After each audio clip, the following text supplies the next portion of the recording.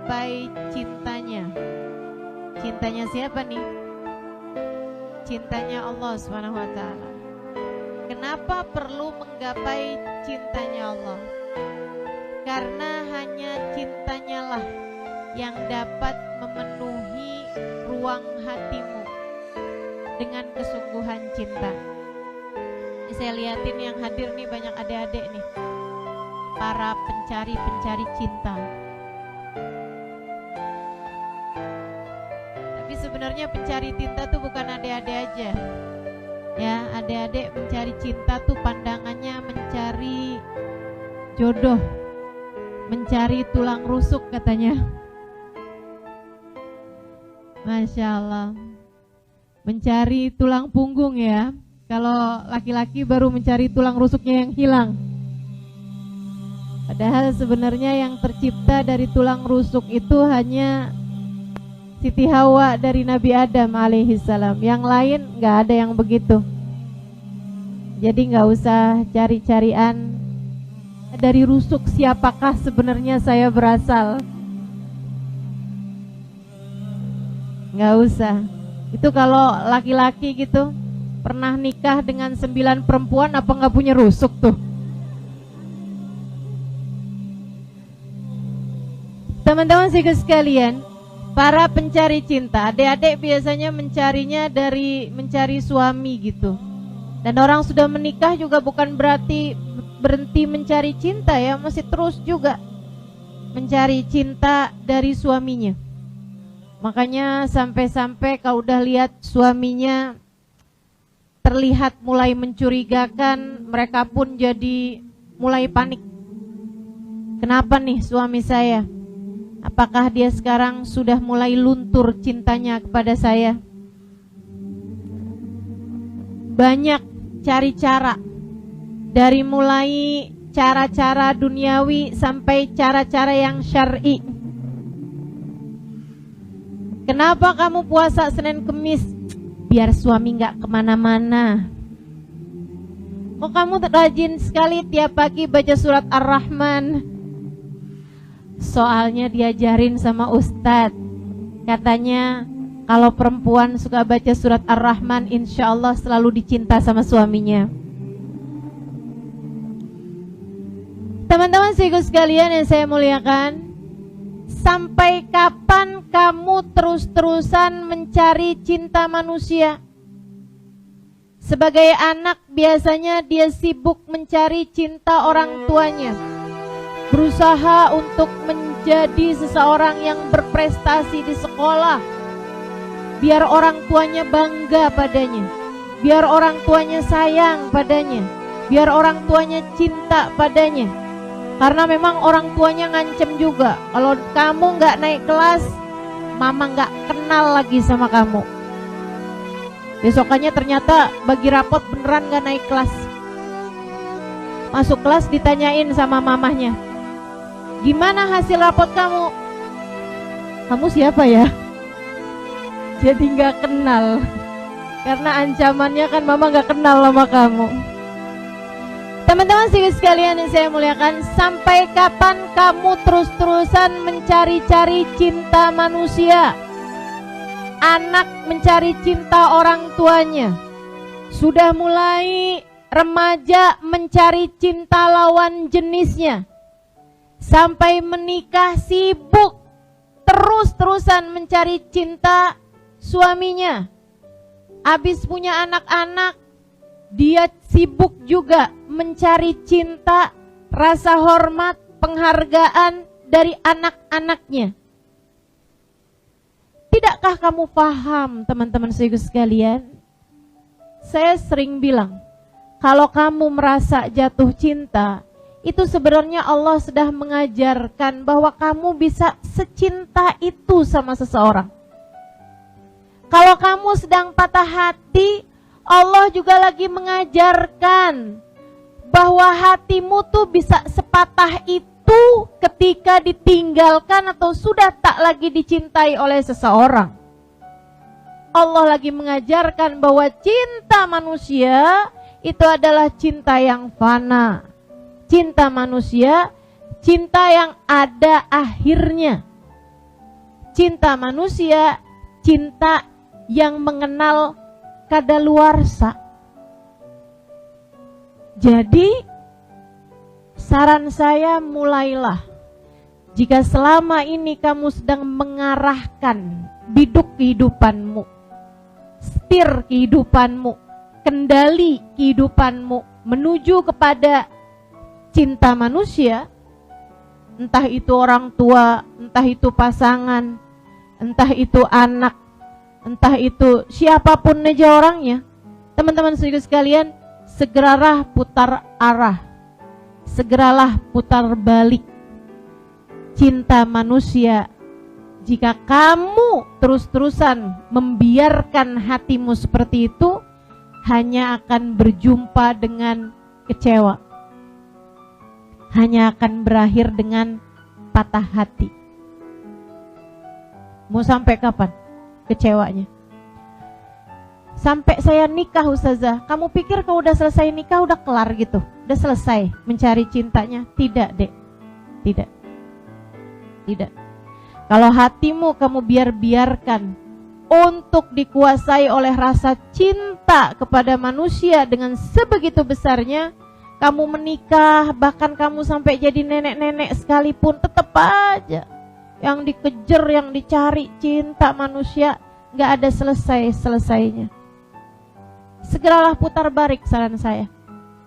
Segeralah kamu memutar arah kehidupanmu, tidak lagi menjadikan tujuan sejatimu sebagai mencintai atau dicintai oleh makhluk, akan tetapi yang kamu cari adalah mencintai dan dicintai pencipta makhluk, baginda Nabi besar Muhammad sallallahu alaihi wasallam.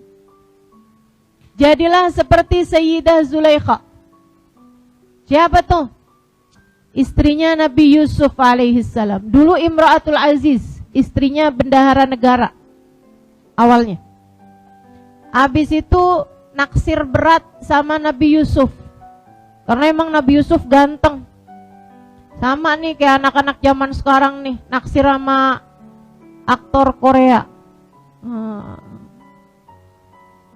Aduh, tuh anak-anak Jakarta tuh, kalau udah sama aktor-aktor Korea teriak-teriak gitu kan, kalau lihat di bandara, sampai pada pingsan. Siapa gitu namanya, saya nggak hafal. Siapa? Jongkok. Ya, ini serius ini. Siapa Mbak?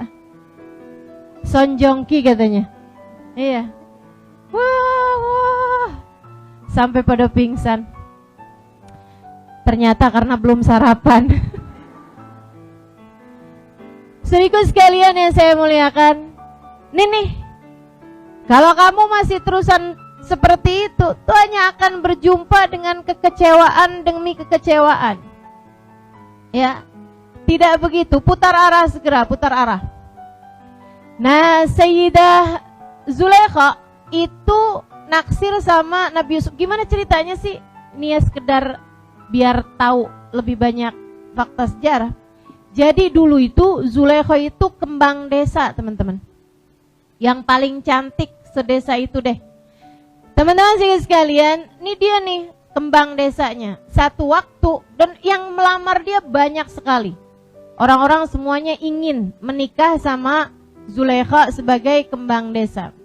Satu waktu Zulaikha bermimpi, dalam mimpinya itu dia melihat seorang yang cakep banget, tampan rupawan. Terus dibilang dalam mimpi itu loh suami kamu. Dia adalah Al-Aziz. Al-Aziz itu bendahara negara, menteri keuangan semacam itu. Akhirnya dia kebangun dari tidurnya, dan sejak hari itu kalau ada yang melamar, pertanyaan dia satu aja. Al-Aziz bukan yang melamar saya. Sampai kemudian hal tersebut kedengaran oleh Al-Aziz. Dia pun kemudian melamar. Cuman bedanya Al-Aziz yang ini itu agak tua. Mohon maaf ya, mungkin ya. Perutnya agak buncit. Begitu ya. dan enggak tampan gitu, sama sekali jauh dari bayangannya Siti Zulaikha.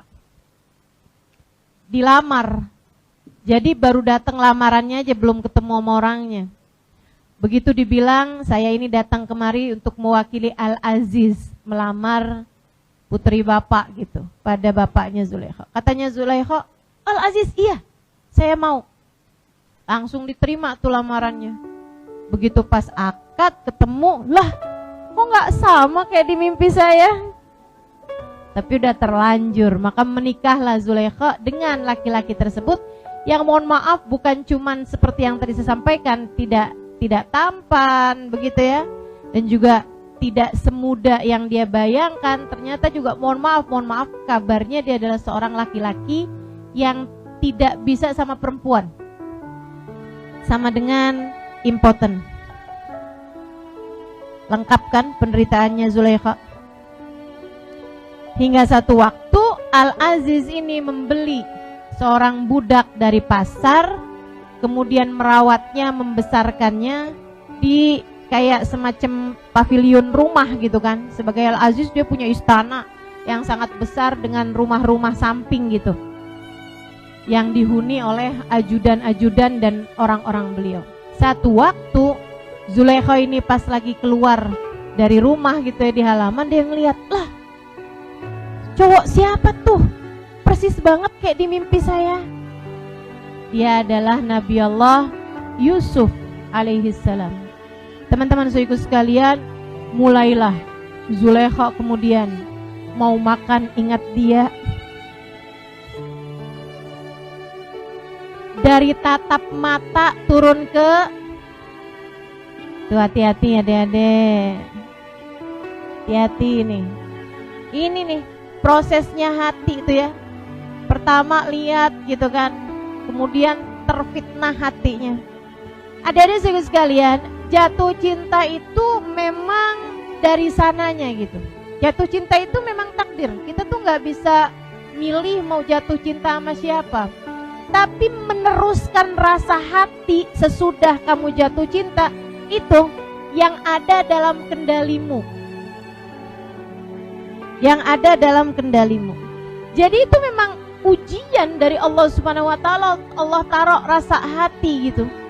Saudaraku sekalian yang saya muliakan, cuman masalahnya apakah sesudah jatuh cinta itu kamu deketin dia, minta nomor teleponnya gitu ya, ngajakin ketemuan, kemudian chat-chatan, kemudian teleponan, kemudian jalan berduaan, kemudian pegang tangan, kemudian saling senderan.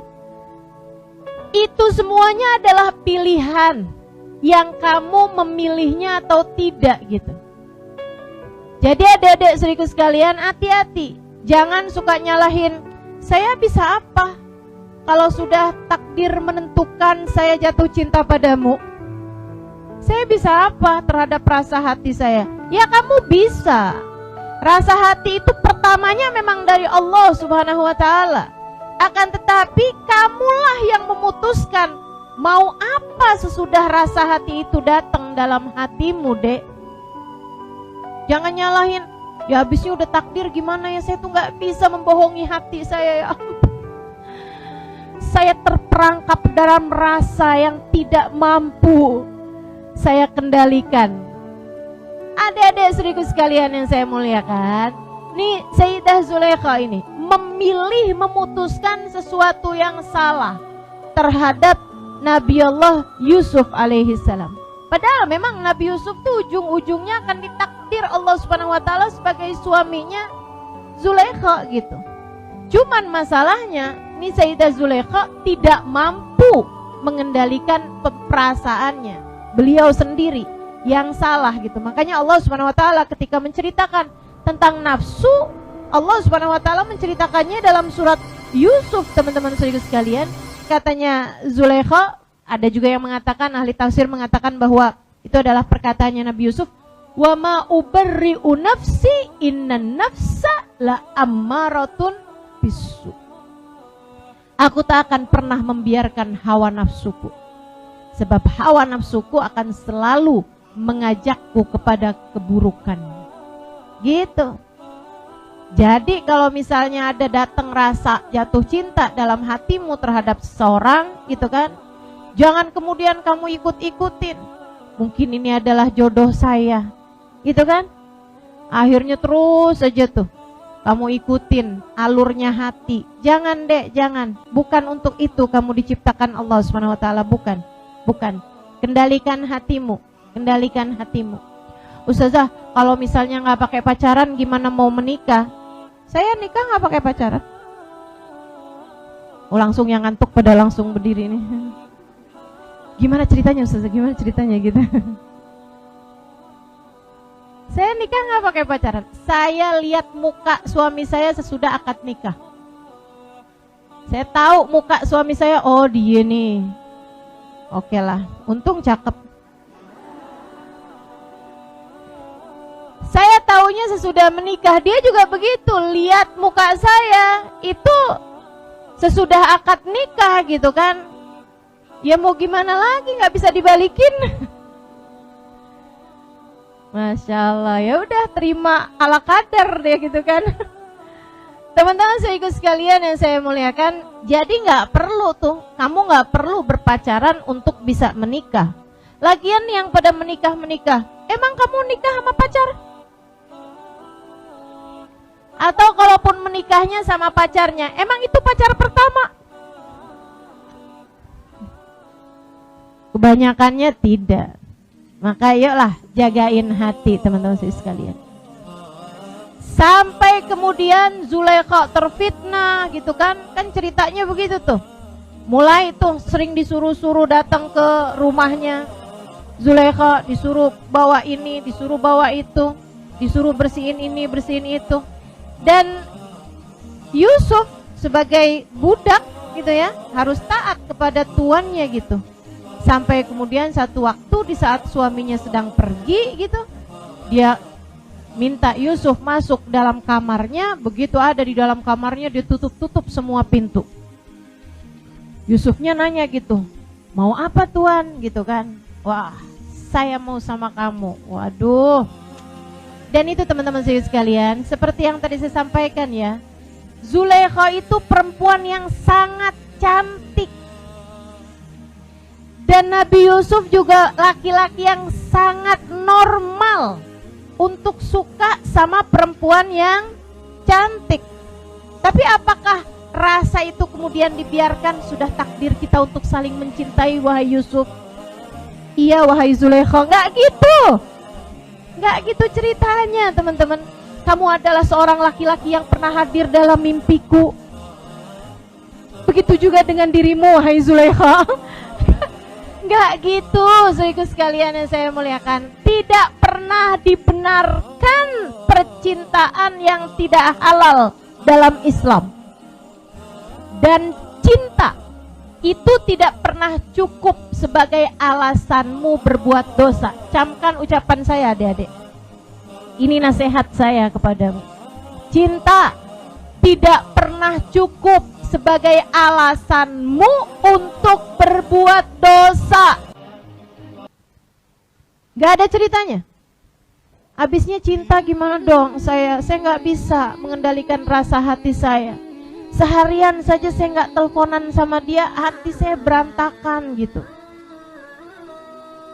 Teman-teman saudaraku sekalian yang saya muliakan, jangan biarkan. Ustazah, bagaimana dengan mencintai dalam diam? Nih sering banget nih pertanyaan kayak begini nih. Saya cinta gitu, tapi nggak pernah ngungkapin apa-apa Ustazah, saya diem-diem aja gitu. Cuman dia saya panggil dalam setiap doa saya di akhir malam.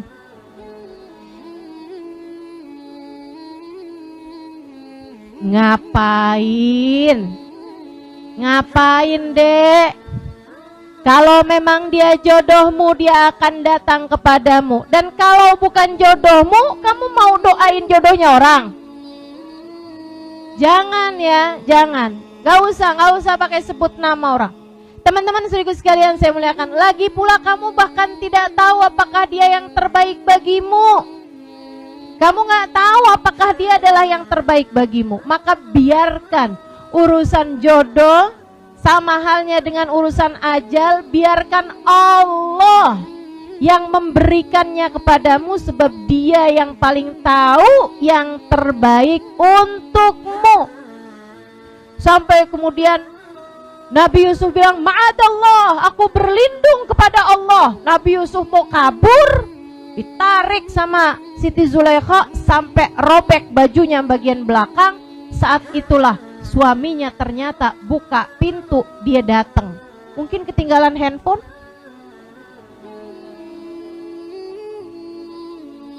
Begitu masuk, wah, Zulaikha nih. Liatin ya adik-adik, cinta karena nafsu. Zulaikha langsung ngomong kayak begini nih.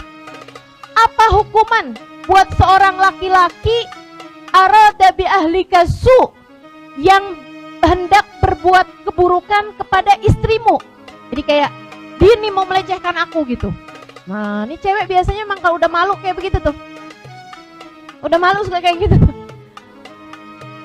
Gitu ya. Apa istilahnya tuh, bermain seolah dia adalah korbannya gitu. Padahal dia pelakunya kan. Nabi Yusuf bingung aja. Akhirnya kemudian katanya Nabi Yusuf, dia yang membawa saya kemari. Sebenarnya suaminya lebih percaya kepada Nabi Yusuf daripada kepada istrinya.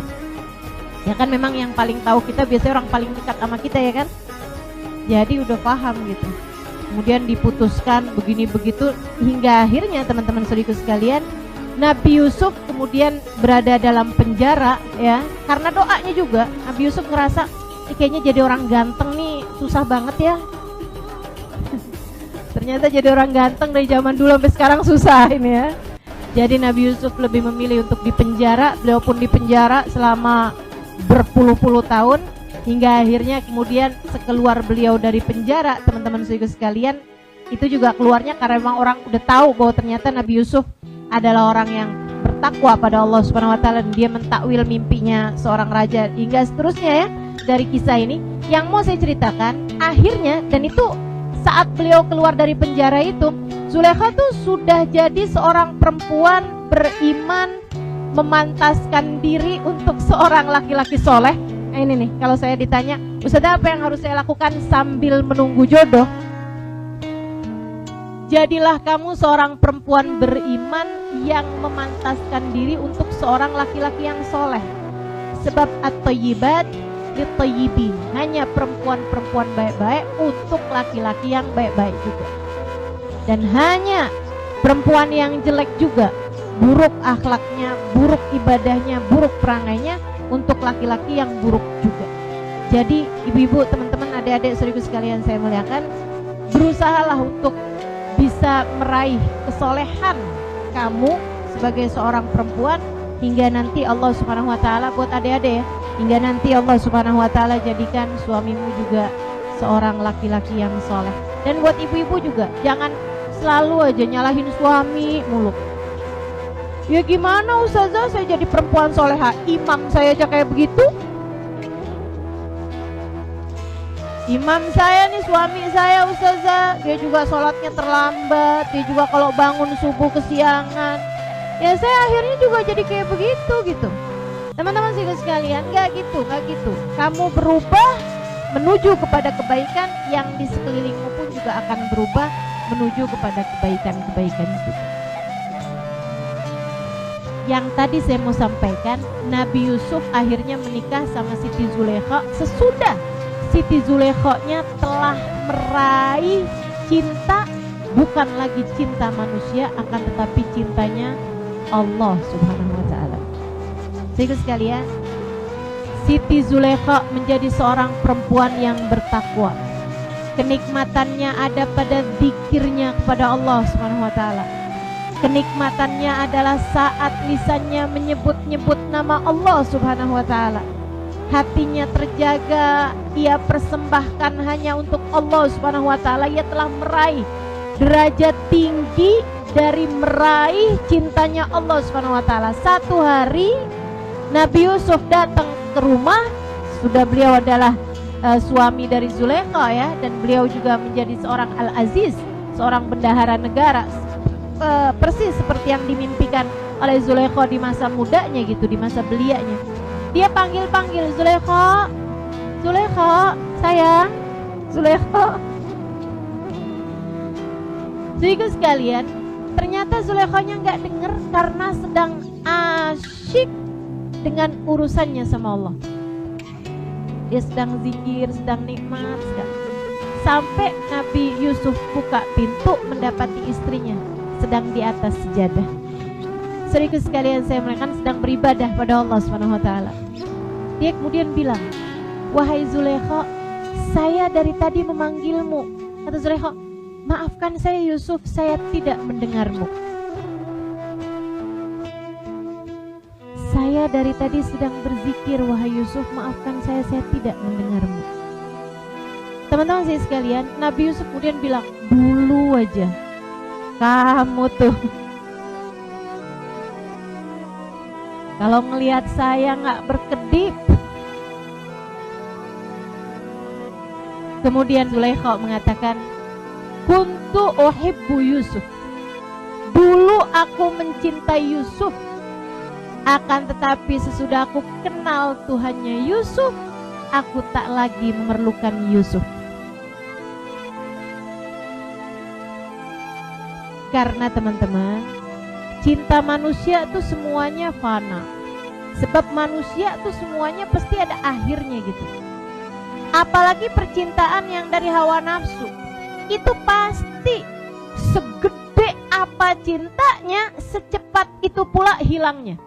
Sebab sesuatu yang berlebihan hanya akan berubah menjadi sebaliknya dalam waktu cepat ataupun lambat.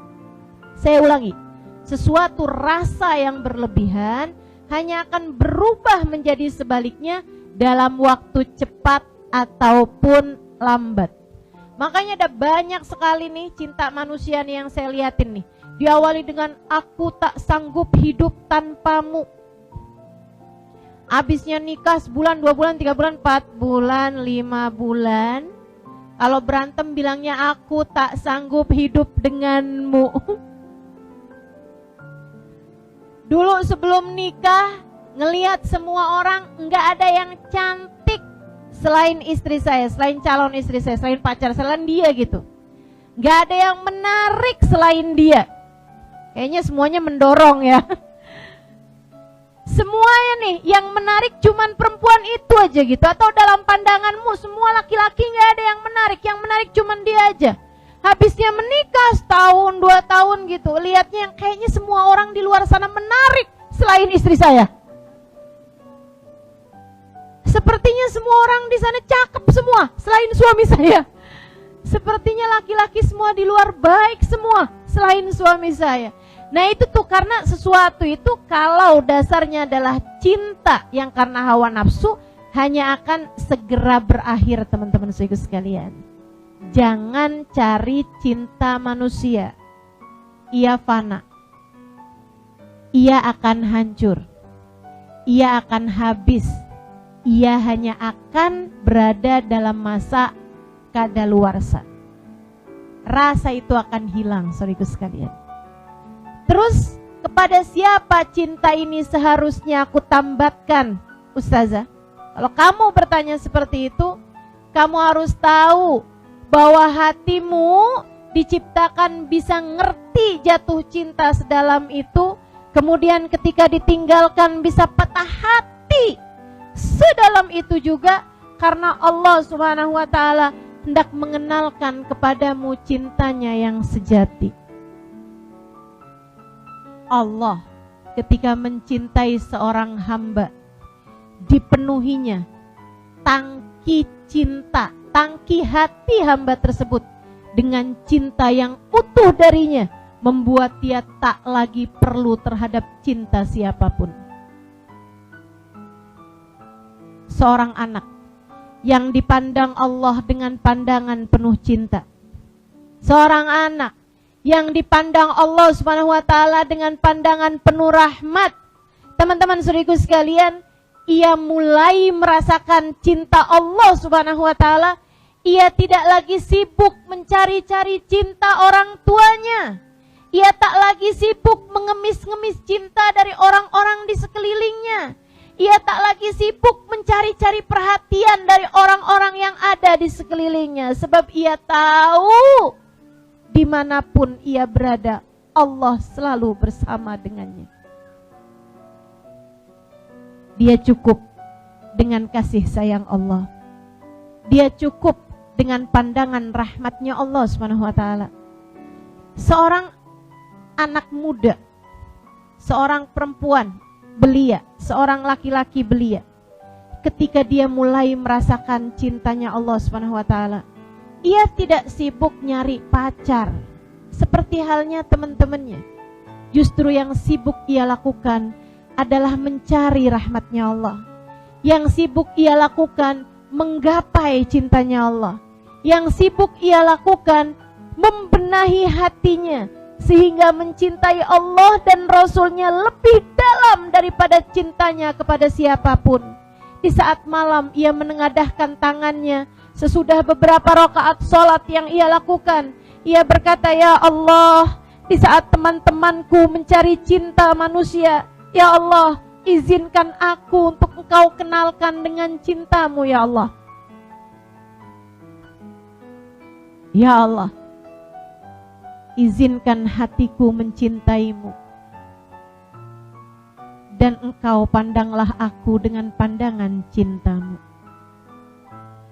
Ia sibuk mencari cinta Allah SWT dalam hidupnya. Ketika ia berpakaian, ia tidak lagi berpakaian mencari mana ya pakaian yang membuat saya paling akan dilirik, paling akan dilihat sama laki-laki. Ia ketika berpakaian, ia berpikir, apakah ketika saya berpakaian seperti ini Allah ridho, Allah cinta padaku. Ketika dia berbicara, ia tidak menjadikan kata-katanya sebagai kata-kata yang paling menarik untuk didengar oleh orang lain. Akan tetapi ia bertanya pada dirinya, jika saya mengatakan seperti ini, apakah Allah ridho pada saya? Ia menjadikan dorongan dan motivasinya untuk berbuat segala sesuatu adalah meraih dan menggapai cinta Allah Subhanahu wa ta'ala. Ketika ia bahkan sebagai seorang perempuan, sebagai seorang istri dari suaminya, ia pun juga tidak sibuk-sibuk mencari cinta suaminya. Sebab dia bahkan faham cinta suaminya berada dalam kendali Allah. Hati suaminya berada dalam kendali Allah Subhanahu wa ta'ala. Ia hanya sibuk mencari cinta pencipta suaminya, Allah Subhanahu wa ta'ala. Sebab ia tahu, suamiku adalah hamba. Suamiku adalah makhluk yang dapat berubah-ubah rasa hatinya. Suamiku adalah manusia yang esok atau lusa dapat meninggalkanku kapan saja. Entah dia berpaling kepada perempuan lain, entah dia meninggal dunia, atau apapun aja bisa terjadi di atas muka bumi ini. Akan tetapi Engkau satu, ya Allah. Aku harap tidak akan pernah meninggalkanku. Makanya saya suka bilang sama para istri-istri yang kadang-kadang curhat sama saya meskipun sekarang sih saya nggak ada sesi curhat-curhatan ya. Udahlah, kita sebagai manusia sama-sama menjalani kehidupan di atas muka bumi ini. Mudah-mudahan yang saya sampaikan bisa menjadi solusi bagi setiap permasalahan yang dihadapi. Teman-teman sekalian, saya suka sampaikan kepada teman-teman di sana, Jakarta dan di mana-mana tempat, apabila cinta manusia berpaling darimu, itu adalah cara Allah untuk mengenalkan kepadamu cintanya yang sejati. Terkadang kamu dibikin patah hati bahkan oleh orang yang paling kamu cintai. Para istri, dengarkan saya. Saya tahu betapa kamu sangat mencintai suamimu. Akan tetapi terkadang Allah Subhanahu wa ta'ala membuat hatimu patah dari suamimu. Kecewa luar biasa kamu. Menangis meraung-raung dirimu atas kehilangan cinta dari suamimu. Padahal sejatinya Allah Subhanahu wa ta'ala sedang memutuskan tali cintamu dengan suamimu, karena Allah Subhanahu wa ta'ala hendak berkata, bergantung, mencintai manusia membuatmu bisa kecewa semacam itu. Akan tetapi cintamu padaku, aku tidak akan pernah mengecewakanmu. Saat cinta kepada manusia membuatmu kecewa, itu adalah cara Allah untuk mengenalkan kepadamu cintanya yang sejati. Tapi kadang-kadang perempuan suka gak ngerti. Akhirnya dia malah gini, oh suami saya berpaling hati, dia pikir dia aja yang bisa, saya juga bisa.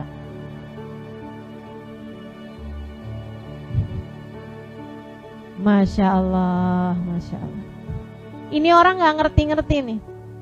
Akhirnya putus dari suaminya yang itu, nikah lagi dengan laki-laki yang lain. Sudah dia berpacaran misalnya gitu, dia sibuk aja ngelihat, oh suami saya sekarang udah nikah nih sama dia, berarti saya juga harus cepet-cepetan.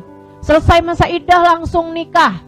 Teman-teman saudara sekalian, saya muliakan, habis itu kecewa lagi hatinya, nangis lagi. Yang asalnya udah mulai tinggal tahajud lagi sekarang. Kata Allah, kok kamu gak ngerti-ngerti juga sih? Aku patahkan hatimu karena aku hendak mengenalkan kepadamu cintaku yang sejati. Maka pahami ini. Yang pada punya suami, gak usah nunggu dipatahkan hati sama suamimu. Dari sejak sekarang, arahkan perahumu kepada cinta yang sejati. Cinta Allah Subhanahu wa ta'ala yang tak akan pernah menyia-nyiakanmu. Teman-teman saya sekalian, saya muliakan, saya pernah jumpa dengan seorang perempuan yang saya tulis di buku Bidadari Bumi 1. Namanya Hubabah Umairah. Saya menyebutnya dokter hati. Jadi sekalian, satu hari saya sudah menikah. Saya menikah waktu itu udah sekitar 1 tahun, belum ada anak. Saya bawa rombongan berziarah ke Kota Tarim. Waktu itu saya open trip ya, buka siapa aja yang mau ikutan ziarah ke sana, saya pimpin gitu. Sekarang maaf nih ya, kalau mau ke Tarim berangkat aja dah, nggak usah nungguin saya. Karena saya sekarang udah nggak buka trip lagi gitu, buka perjalanan lagi, nggak bimbing perjalanan seperti itu lagi. Ada satu waktu saya bawa rombongan ke sana, terus saya ajak berjumpa dengan Hubabah Umairah. Nama aslinya Hubabah Ruqayyah bintil Habib Umar Al-Haddar alaiha ridwanullah. Saya bawa perempuan-perempuan ke sana dan saya bawa laki-laki juga ke sana, tapi waktunya berbeda-beda gitu ya. Yang laki-laki dipimpin sama salah satu habaib, yang perempuan saya yang pimpin, saya bawa jumpa sama Hubabah Umairah. Habis semuanya bicara sama Hubabah Umairah, dan itu subhanallah, subhanallah. Orang tuh kalau deket sama Allah emang jadi pinter, teman-teman. Yang saya lihat itu dalam diri Hubabah Umairah. Saya tuh ngerasanya sampai sekarang sudah wafat ya beliau ya. Dan saya sangat kehilangan pada sosok orang-orang dekat sama Allah yang seperti itu gitu. Seperti yang tadi saya sampaikan, orang tuh kalau dekat sama Allah jadi pintar. Jadi pintar tuh gimana? Kayak nggak usah pakai diterangin panjang lebar gitu. Saya kalau di depan Hubabah Umairah kayak nggak perlu ngomong apa-apa. Semua yang saya omongin tuh kayak beliau udah tahu gitu. Dan itu orang dikasih nasihat sama beliau satu, nggak pakai orangnya curhat panjang lebar. Begitu ngelihat muka seseorang tuh udah kayak langsung ngerti semuanya gitu. Nah, sama anak tuh yang sayang, jangan kayak begitu. Anak tuh amanah dari Allah Subhanahu wa ta'ala. Jangan beda-bedain, walaupun yang satu pinter, yang satu nggak pinter. Itu orangnya nggak perlu pakai cerita, udah langsung aja Hubabah Umairah sampaikan. Ada lagi tuh, kamu kalau sama suami jangan ngomel mulu. Bayangkan kalau kamu berjumpa sama Hubabah Umairah, kira-kira diapain nih sama Hubabah Umairah nih? Itu Hubabah Umairah udah tahu, nggak usah pakai cerita apa-apa gitu. Sampai habis mereka selesai semuanya, mereka ada di ruangan yang lain.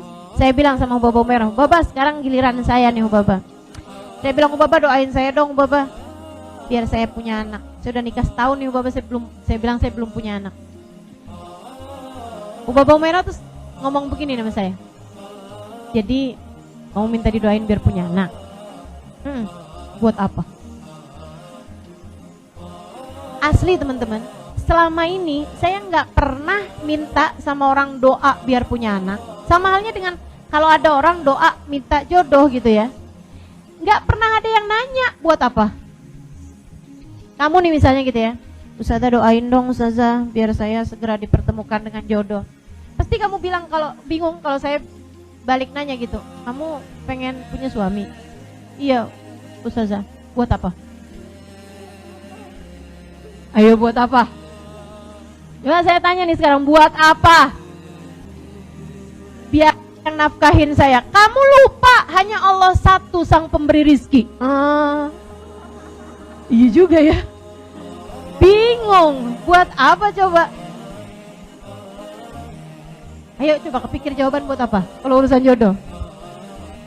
Jadi Ubaba tuh nanya gitu kan, kamu pengen didoakan biar punya anak Halimah? Betul Ubaba, saya bilang. Saya cukup dekat sama beliau sehingga beliau udah langsung panggil nama gitu kan. Terus kata Ubaba, buat apa? Saya mikir gitu. Dan karena saya waktu itu juga sudah ustazah, saya jadi mikir gitu, jawaban apa nih yang syar'i?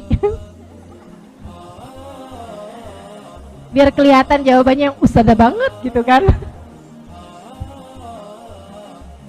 Tapi kalau misalnya saya jawab biar ada yang lucu bisa saya main-mainin gitu kan, bukan jawaban ustazah itu.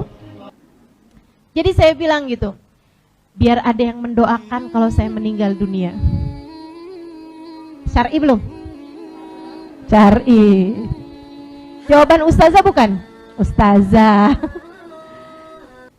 Ubaba Umairah nanya gini nih, inti terusin lah, kamu ngajar kan selama ini? Saya bilang, iya Ubaba, saya ngajar. Saya ngajar dari 20 tahun yang lalu teman-teman. Jadi nih di hadapanmu ini seorang perempuan yang sudah sangat tua. Kelihatannya saya ke umur berapa? Kamu tertipu. Kebayangkan saya ngajar di Indonesia aja udah 20 tahun yang lalu gitu. Dan sebelum itu saya ngajar di Kota Tarim 4 tahun. Kebayangkan tua saya nih kayak apaan. Jadi Ubaba Umairah tahu gitu. Saya bahkan udah ngajar dari di Tarim. Dia bilang, kamu ngajar kan Halimah? Saya bilang, iya Ubaba, saya ngajar. Itu yang kamu ajarin, menurutmu kalau kamu meninggal dunia gak akan doain kamu? Iya juga sih. Bingung saya bilang, iya sih Ubaba. Terus buat apa kamu punya anak? Biar ada yang melanjutkan dakwah saya Ubaba kalau saya meninggal dunia. Buat apa ada yang melanjutkan dakwah kamu? Dakwah ini akan terus berjalan Halimah. Jangan sok-sokan merasa diri paling berjasa. Salah banget ini ya. Ya kalau kamu udah mati akan datang. Bukan Halimah-Halimah berikutnya, bukan. Tapi pendakwah berikutnya gitu. Kamu pikir kamu apa yang paling baik? Kamu pikir kamu apa yang punya jasa dalam Islam? Tidak ada. Tidak ada teman-teman saudaraku sekalian. Kita hanyalah alat yang dipakai mudah-mudahan oleh Allah Subhanahu wa taala untuk membuat orang semakin tahu, semakin kenal sama Allah. Kita adalah alat yang dipakai mudah-mudahan oleh Nabi Muhammad sallallahu alaihi wasallam agar semakin banyak orang-orang kenal sama Nabi Muhammad alaihi wasallam. Enggak penting sama sekali Halimah ataupun majelis taklim apapun, dirimu siapapun, Islam ini akan tetap berjalan. Ya'lu wa la yu'la alaih, tinggi, enggak ada siapapun yang mampu melampauinya. Denganmu atau tanpamu. Denganmu atau tanpamu. Enggak ada. Jadi kalau saya tuh tadi dengar tuh Ustazah Halimah, panutanku, penyejuk hati. Saya dalam hati mikir aja, Halimah yang itu pengen saya kenal tuh. Enggak ya, saya bukan siapa-siapa teman-teman. Hanya seseorang yang tahu lebih banyak denganmu mungkin. Karena saya belajarnya lebih lama, itu aja. Mudah-mudahan Allah Subhanahu wa taala jadikan tempat kembali kita adalah surganya. Karena semua dari kita ini adalah musafir. Kita nih lagi sama-sama jalan, menggapai ridho Allah Subhanahu wa taala, menuju ridho Allah Subhanahu wa taala. Mudah-mudahan Allah terima kita, Rasulullah terima kita, dan mudah-mudahan kita menjadi seorang hamba yang dimuliakan olehnya di dunia hingga di akhirat nanti insyaallah. Amin ya rabbal alamin. Karena nilai kita ini sebenarnya bukan pada bagaimana orang menilai kita. Nilai kita itu hanya satu, Allah Subhanahu wa taala. Ini semuanya nih, kita nih sama-sama lagi dinilai sama Allah Subhanahu wa taala. Liyabluwakum ayyukum ahsanu amala. Untuk Allah mau lihat siapa di antara kalian yang bisa berbuat kebaikan gitu. Jadi kita sama-sama sedang berproses, sama-sama sedang menuju akhir kehidupan kita nggak pernah tahu. Makanya mudah-mudahan Allah karuniakan kepada hati kita kesungguh-sungguhan tawadhu insyaallah. Amin ya rabbal alamin. Akhirnya tuh Subabah nanya lagi gitu. Jadi buat apa Halimah? Saya kehilangan alasan, sampai kemudian saya cari-cari alasan yang oke lah, nggak apa-apa lah ya, walaupun alasannya bukan kayak alasan ustazah gitu. Saya bilang gitu, kayak alasan seorang istri yang sangat pencemburu gitu. Saya bilang sama Subabah, doain saya kalau gitu biar punya anak, biar suami saya sayang sama saya, biar suami saya cinta sama saya. Subabah bilang begini, Halimah, hati manusia itu adanya dalam genggaman Allah. Hati manusia adanya dalam genggaman Allah. Kamu punya anak, kamu nggak punya anak, bukan berarti hati suamimu kalau ada anak kemudian jadi tambah sayang sama kamu. Kalau nggak ada anak jadi nggak bisa sayang sama kamu, nggak bisa cinta sama kamu, nggak gitu ceritanya.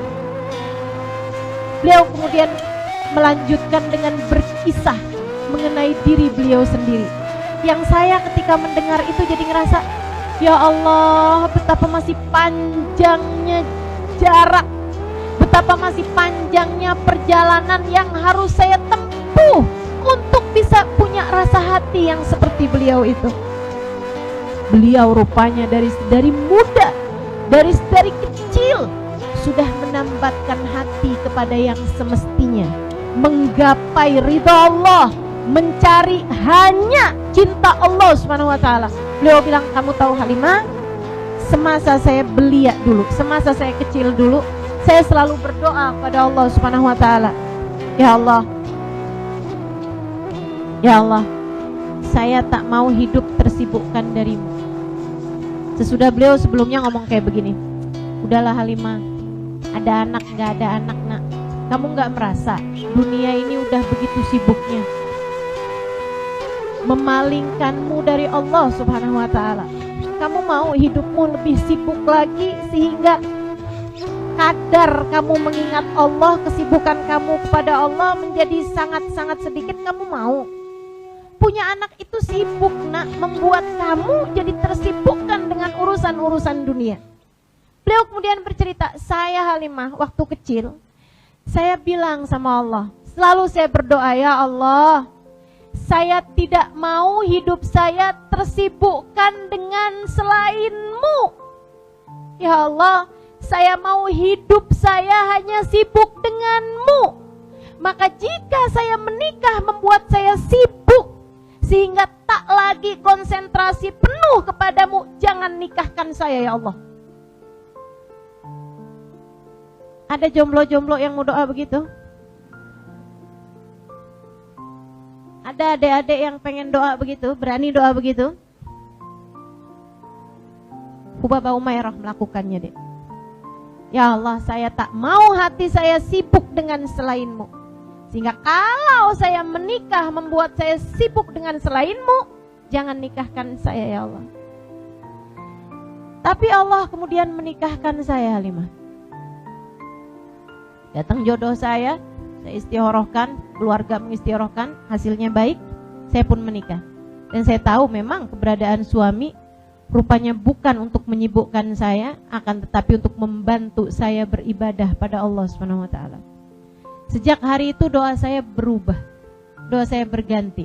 Ya Allah, jika keberadaan anak membuat kami berdua sibuk sehingga tidak lagi menjadikanmu sebagai prioritas dalam hidup kami.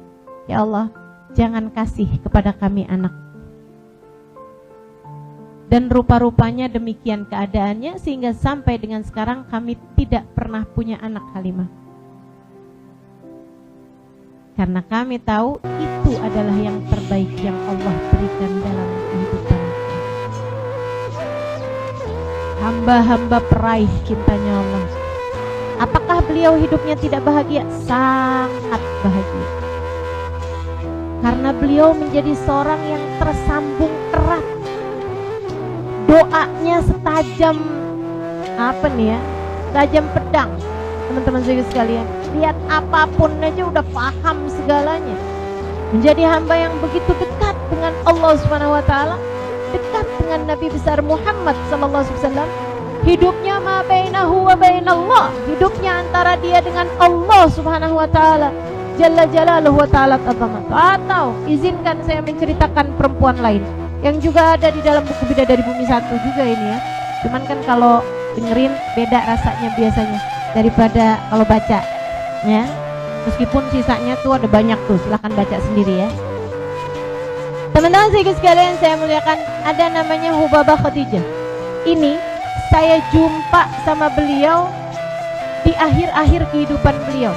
Saya datang ke Inat, itu ada satu kota di dekat Tarim sana, sekitar setengah jam aja lah sebenarnya dari Tarim. Saya jumpa sama beliau di akhir Sya'ban.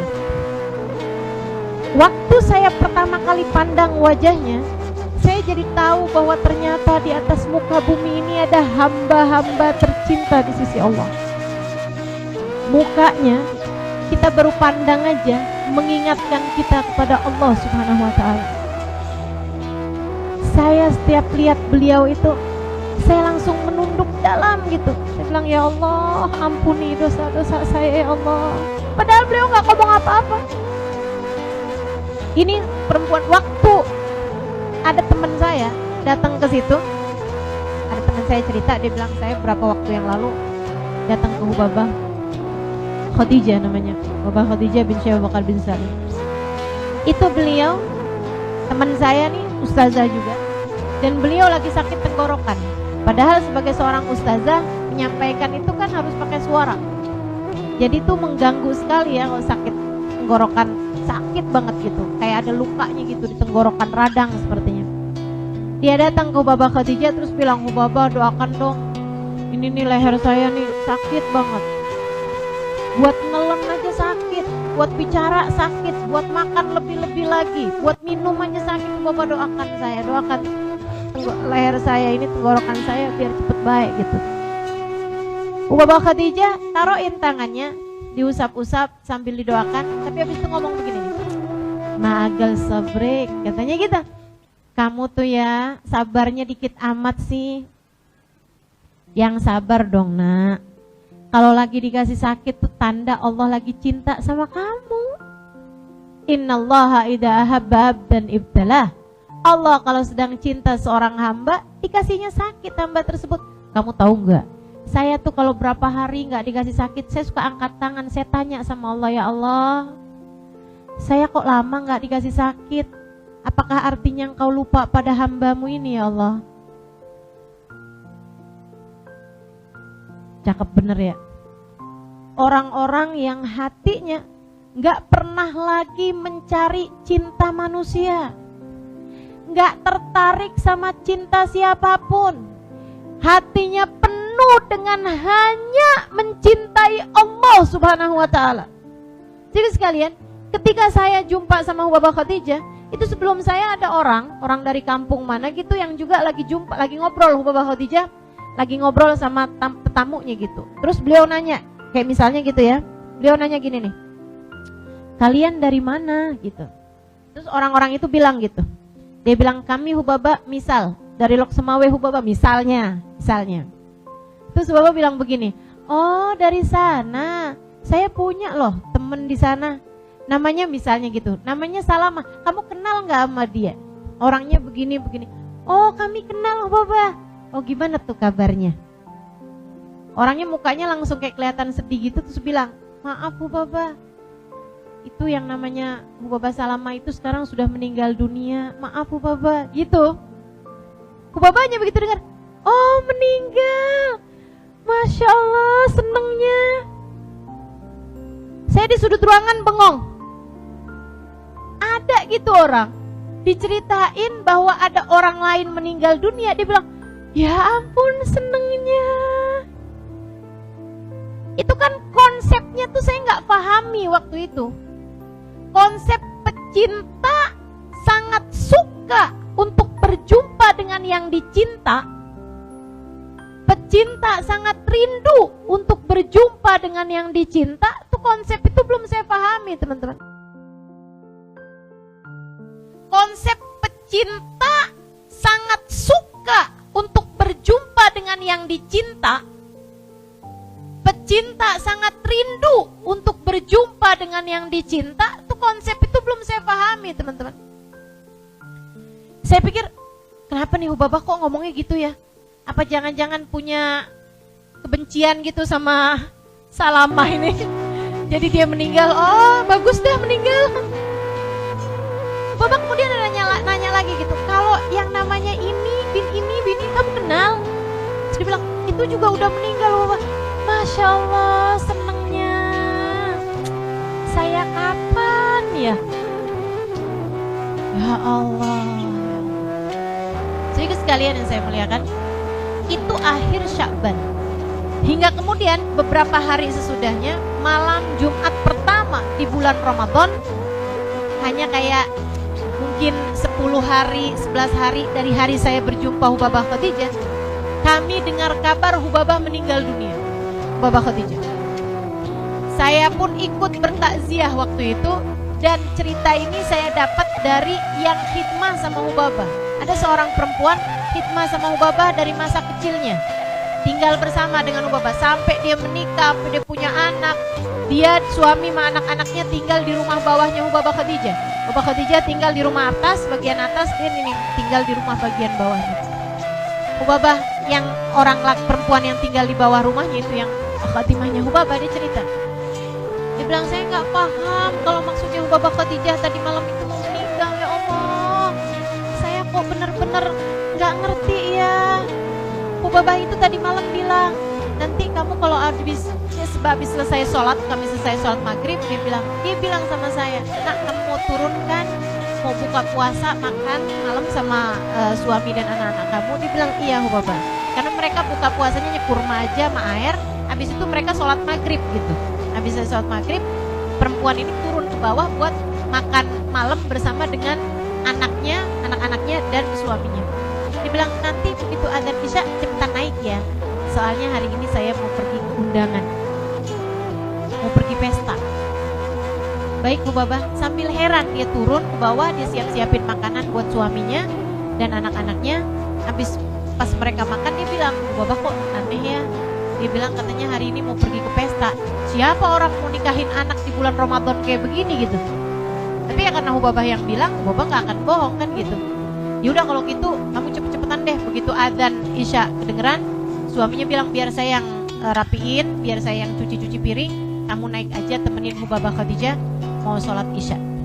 Dia bilang, saya naik ke atas, Hubabah Khadijah lagi di kamar mandi. Pas keluar pakai baju baru yang beliau siapkan untuk lebaran, itu udah dipakainya, wangi, cantik. Habis dari kamar mandi, udah wudu, udah mandi gitu, habis keramasan, udah cakep banget lah gitu.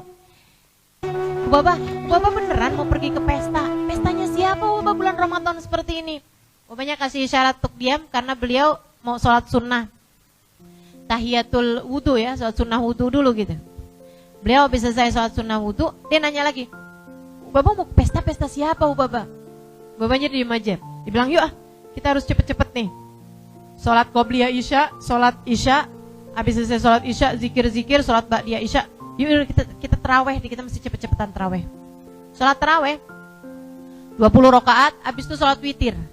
Dia bilang biasanya Hubabah tuh kalau witir cuma 8, nanti yang 3 dibikin sebelum subuh, 3 rakaatnya. Tapi yang kali ini witir 11-11-nya dikerjakan malam hari itu. Saya pikir Ubaba mungkin takut nggak keburu atau apa, tapi saya mau bertanya juga nggak ini gitu. Habis selesai sholat witirnya, saya nanya lagi, Ubaba mau pergi ke pesta nih Ubaba, beneran? Kemana Ubaba? Dia bilang, kata Ubaba, yuk kita hatamin Quran dulu. Saya sudah hatam sekarang ini Al-Qurannya, mari kita baca doa hataman Quran nak, biar diistighfarkan sama 70.000 malaikatnya Allah, seperti yang disebutkan oleh Nabi Muhammad dalam salah satu hadisnya. Dia bilang, dia pun Ubaba baca nih dari surat Ad-Duha ke bawah selesai semuanya, sampai kemudian baca doanya hataman Quran, ya, yang panjang itu ada namanya fusul tuh, bacaan hataman Quran.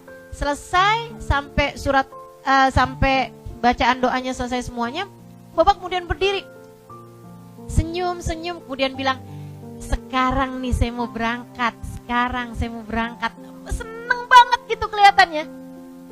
Dia bilang, waktu Ubaba bilang kayak begitu, saya langsung melongok ke jendela luar gitu. Saya pikir mungkin ada mobil yang nungguin di sana gitu.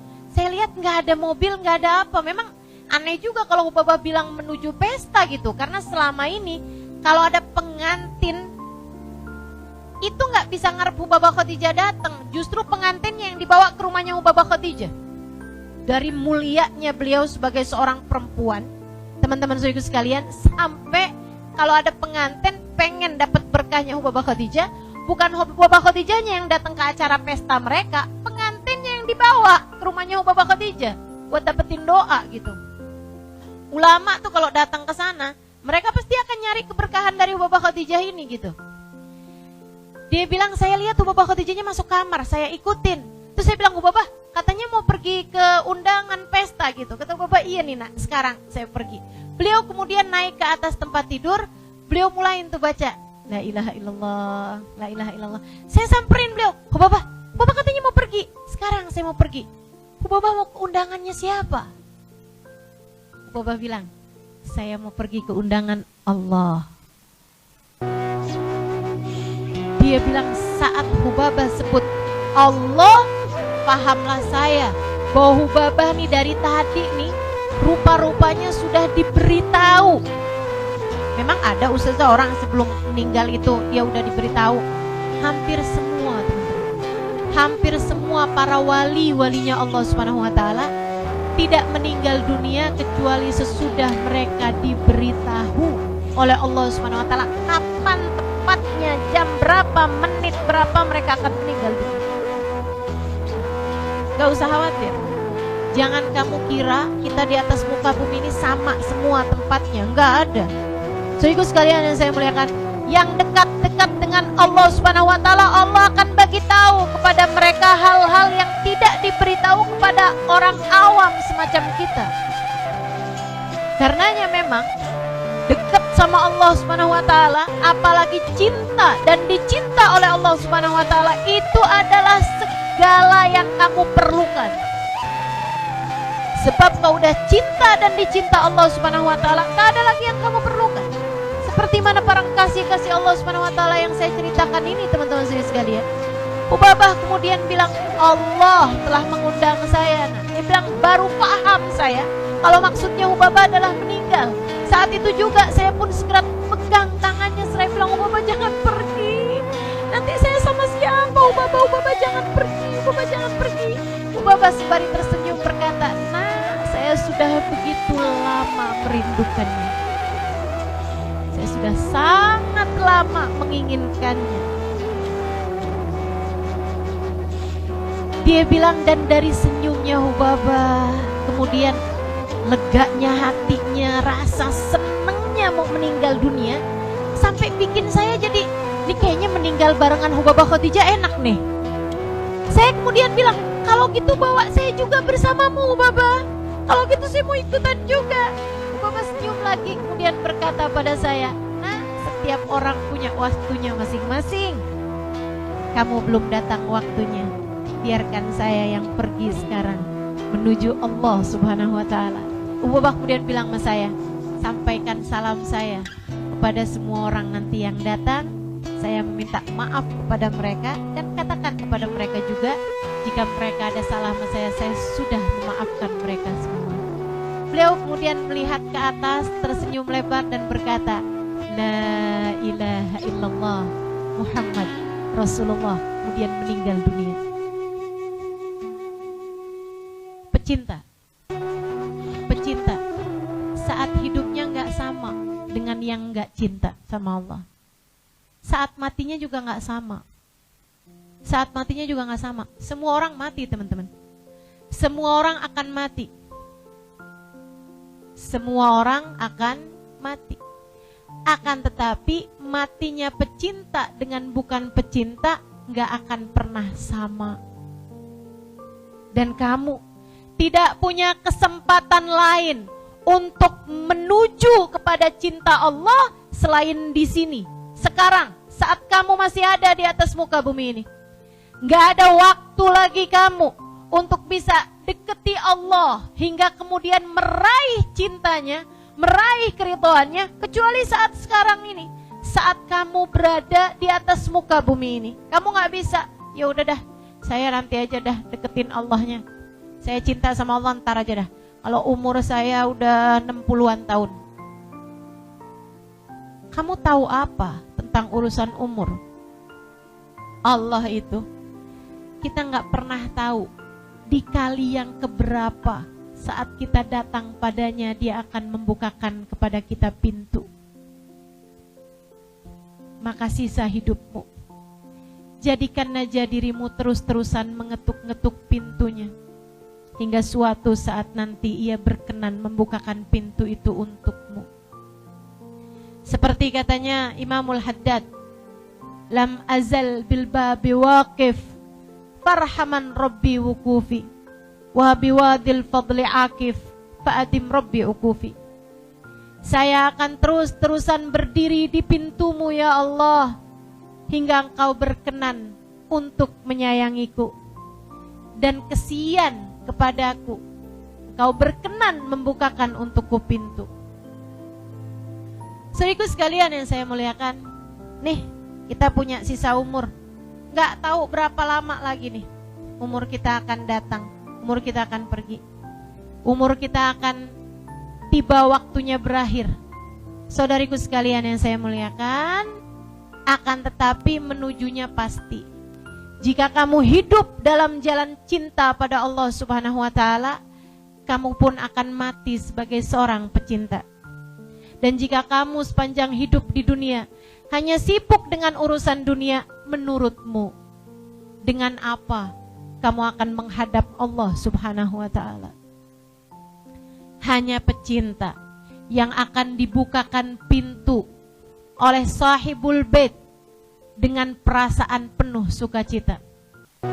Selain dari mereka, belum tentu dibukakan pintu. Saudaraku sekalian, dan kalau saat kamu meninggal dunia, Allah tidak berkenan untuk membukakan pintunya kepadamu, ke pintu siapakah kamu akan menuju? Kita punya kesempatan, masih diberi kesempatan untuk bisa mendekat kepada Allah Subhanahu wa Ta'ala, agar layak menjadi seorang hamba yang dicinta olehnya. Semoga Allah Subhanahu wa Ta'ala mencintai kita semuanya, insyaallah. Amin ya rabbal. Saudaraku sekalian, saya akan sampaikan padamu kalau kamu tanya, Ustazah, gimana sih caranya biar jadi orang yang dicinta sama Allah Subhanahu wa Ta'ala? Sekurangnya ada 5 tangga yang kamu mesti naikin. Tangga yang pertama, teman-teman, namanya tangga taubat. Namanya tangga taubat.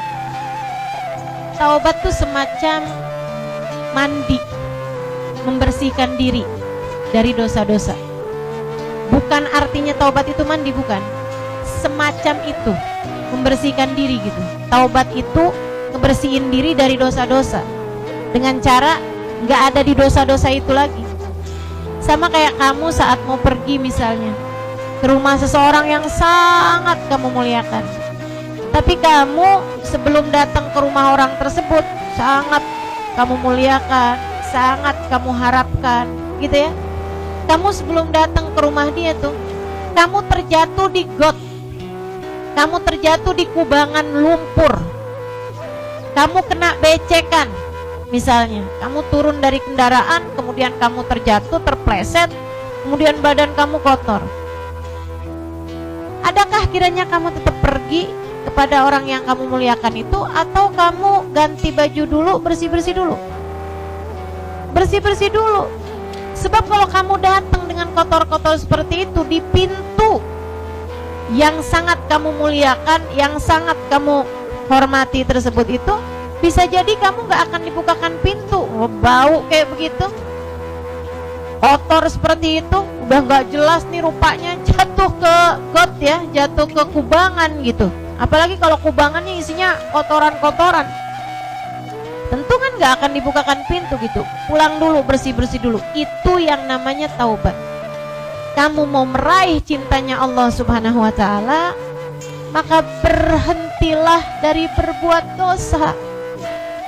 Ucapkan tidak untuk semua jenis dosa.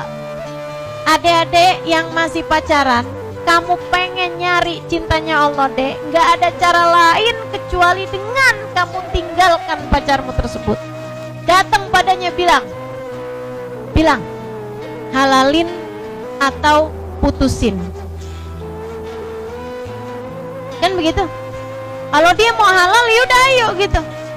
Tapi kan saya belum siap nikah gitu. Ya kalau gitu kita putus. Ya kan begitu ya. Kamu terlalu berharga, dek, untuk bisa jadi mainan sesuatu yang haram. Kamu kalau terus-terusan seperti itu, kamu jadi mainannya setan. Mau kamu jadi mainannya setan? Kamu mau nyari cintanya Allah, tapi kamu jadi mainannya setan gitu. Setan buat gangguin hati laki-laki pakai kamu gitu. Kamu jadi mainannya setan.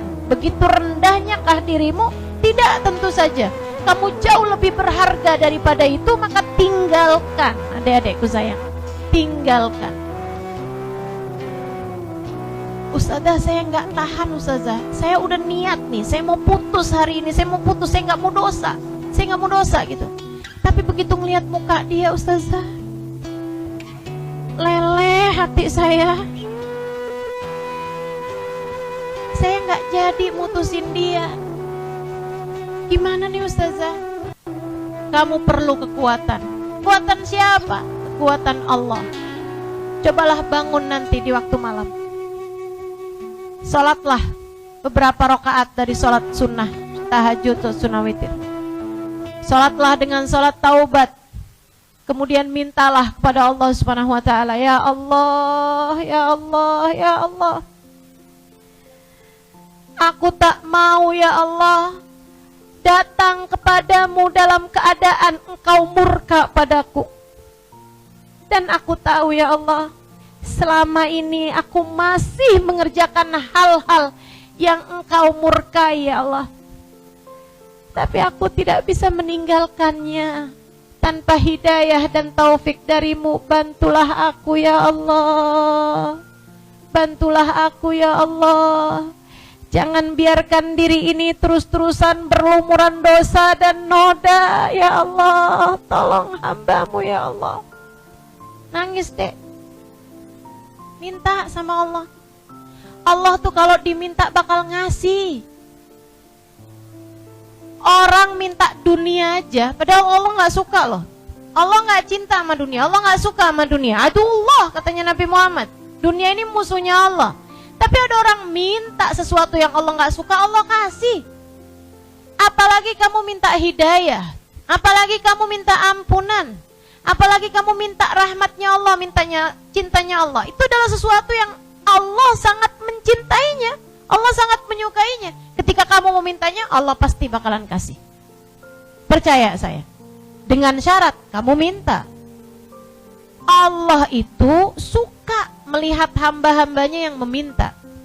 Karenanya perlu bagimu untuk minta jalan hidayah, minta biar bisa ninggalin dosa, minta sama Allah Subhanahu wa ta'ala. Ya Allah, jauhkan saya dari dosa ya Allah.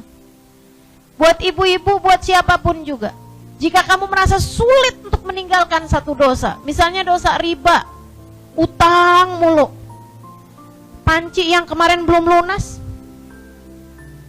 udah utang lagi sekarang, ya, utang baju sekarang, utang apa lagi gitu, utangnya pakai riba. Kamu tahu itu suatu yang tidak baik, suatu yang diharamkan oleh Allah Subhanahu wa taala.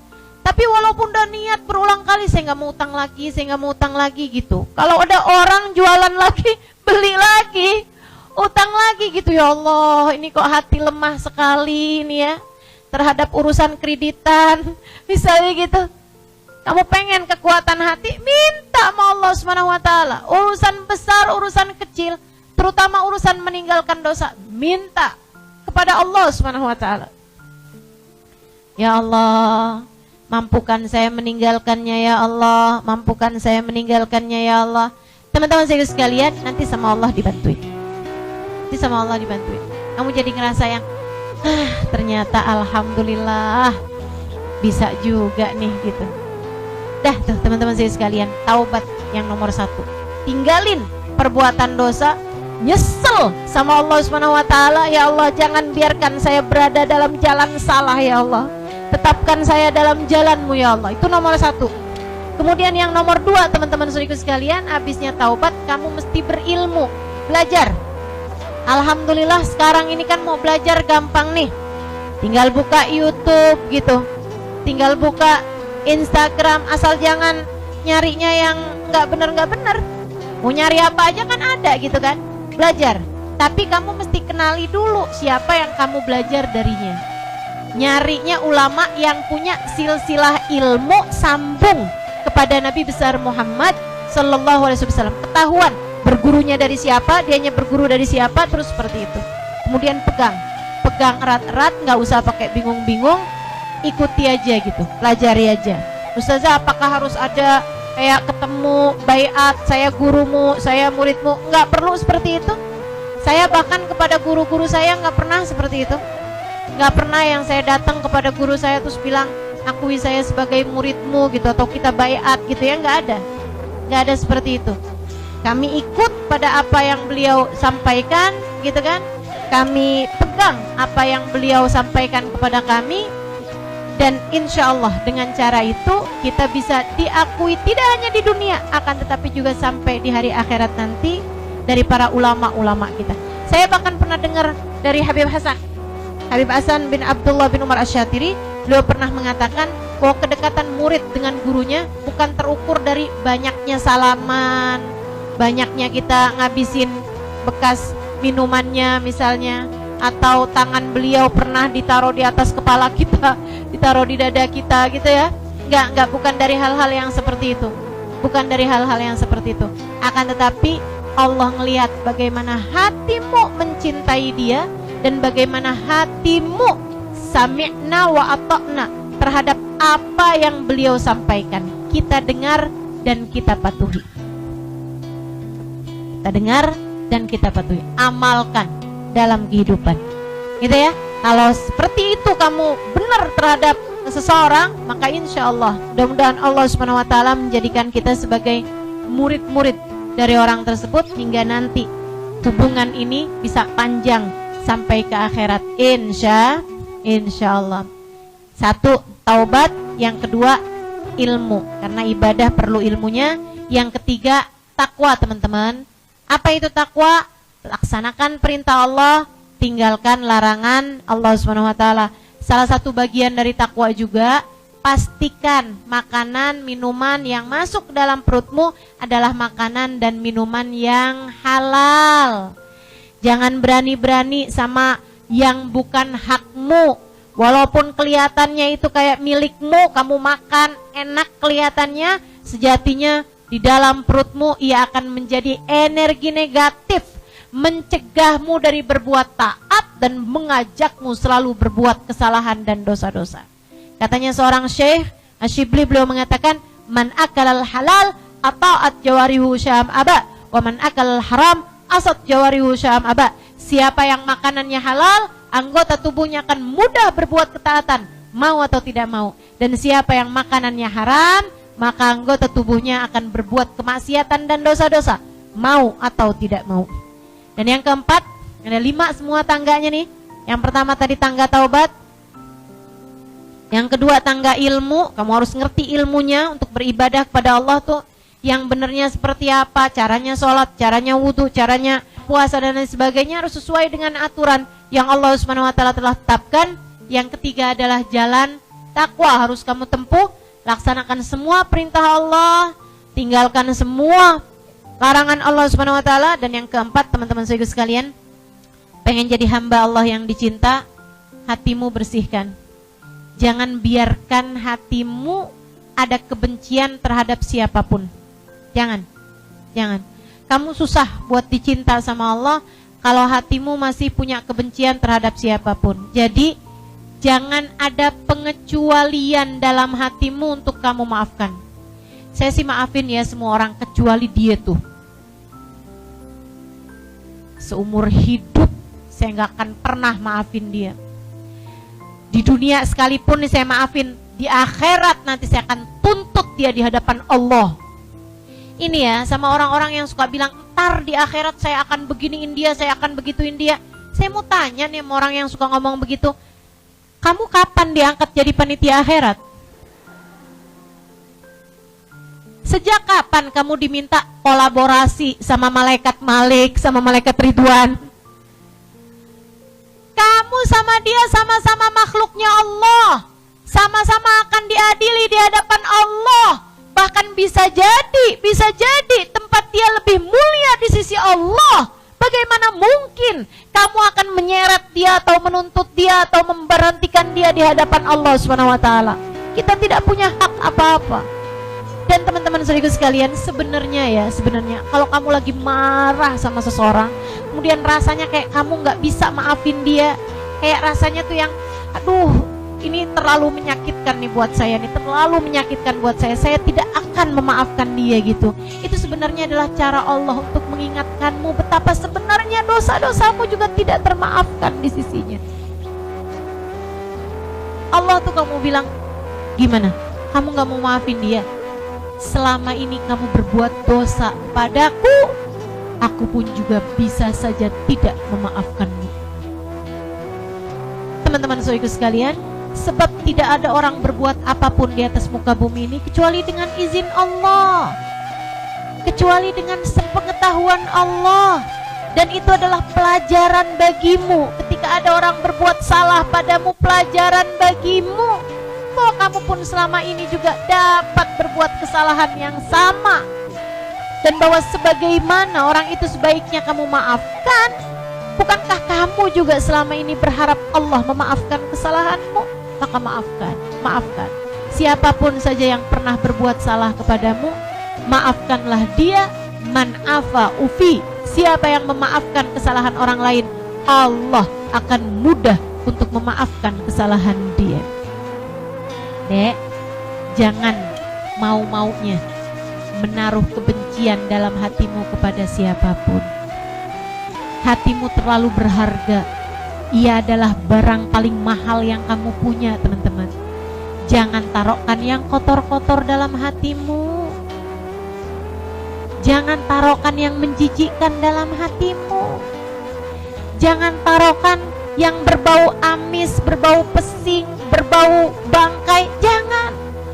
Kebencian kamu terhadap siapapun seperti itu.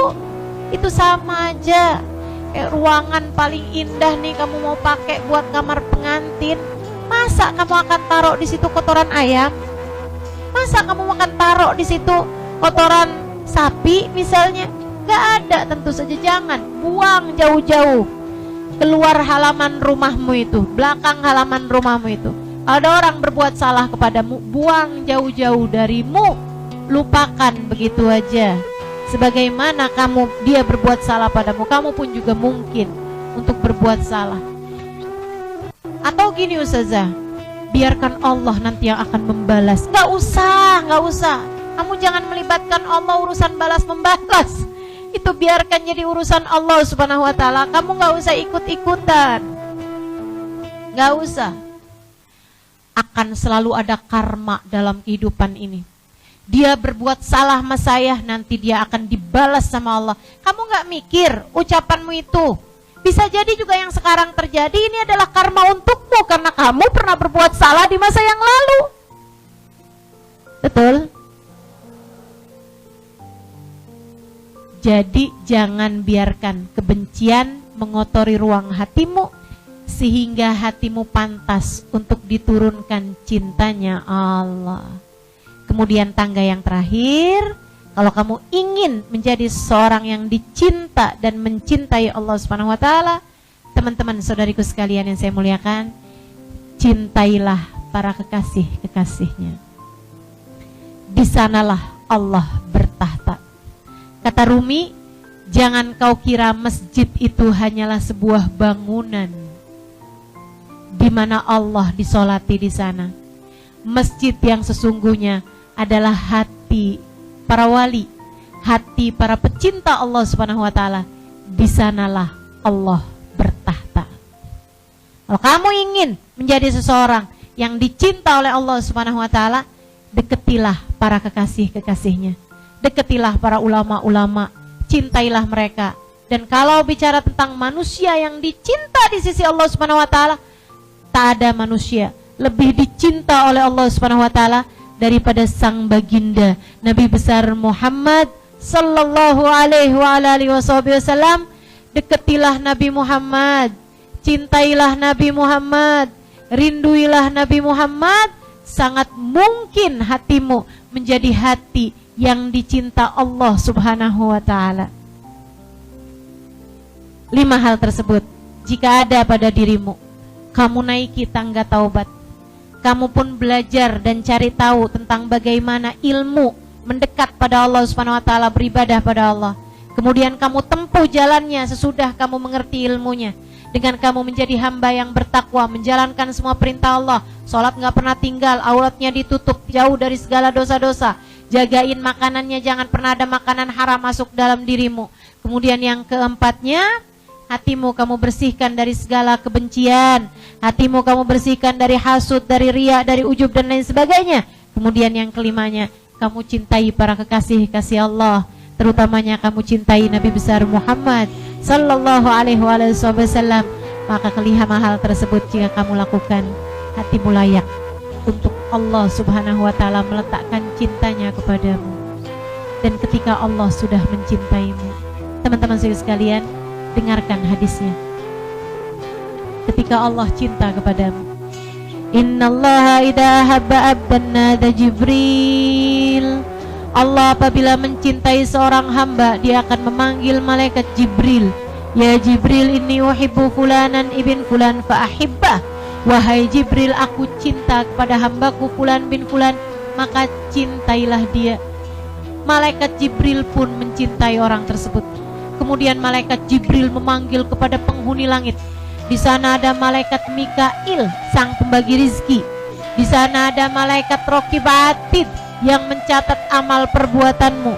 Di sana ada malaikat Israil yang mencabut nyawa manusia.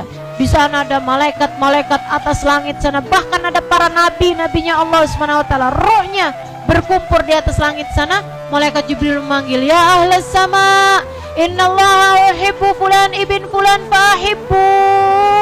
Wahai penghuni langit, Allah cinta kepada hambanya fulan bin fulan, maka cintailah dia. Maka malaikat Mikail pun mencintai dia, malaikat Israil pun mencintai dia. Kalau nanti dicabut nyawanya, malaikat Israil akan pelan-pelan mencabutnya dengan penuh rasa cinta. Malaikat-malaikat semua cinta padanya, termasuk roh para nabi-nabi, termasuk roh para wali-wali, cinta kepada orang tersebut. Tsumma yudha lahul qubulu fil ard. Kemudian Allah letakkan rasa cinta tersebut, rasa penerimaan di hati hamba-hamba Allah yang soleh-soleha, sehingga orang soleh-soleha ngelihat dia cinta aja. Begitu asal lihat aja udah langsung cinta gitu. Teman-teman saudaraku sekalian yang saya muliakan, jangankan orang terdekatnya, bahkan yang jauh-jauh pun begitu lihat langsung cinta. Apalagi suamimu. Kalau kamu dicinta sama Allah, Allah akan dengan mudah menjadikan suamimu mencintaimu. Dia mau atau dia tidak mau, secara paksa Allah jadikan hati suamimu mencintaimu. Hati anak-anakmu, Bu. Kalau kamu dicinta sama Allah Subhanahu wa taala, anak-anakmu gak usah kamu sering-sering kasih nasihat, gak usah kamu sering-sering bilang, "Nak, mama adalah ibumu, surgamu ada di bawah telapak kakiku." Gak usah sering-sering ingetin anak tentang hadis al-jannatu tahta aqdamil ummahat. Anakmu akan mencintaimu setengah mati, mau atau dia tidak mau. Kenapa begitu? Allah yang meletakkan rasa cinta di hati anak-anak tersebut kepada ibundanya yang telah dicinta oleh Allah Subhanahu wa taala. Saudariku sekalian yang saya muliakan, kalau kamu sudah meraih cintanya Allah Subhanahu wa taala, kamu tidur dan Allah mencintaimu. Kamu masuk kamar mandi dan Allah mencintaimu.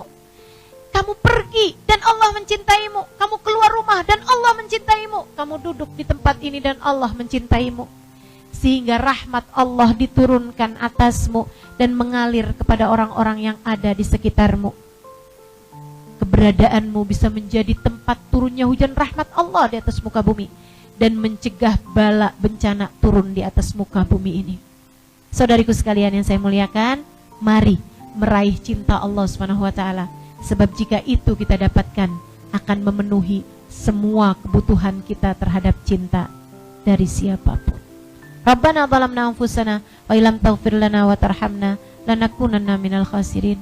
Rabbana atina fid dunya hasanah wa fil akhirati hasanah wa qina adzabannar. Da'wahum fiha subhanakallahumma wa tahiyyatuhum fiha salam.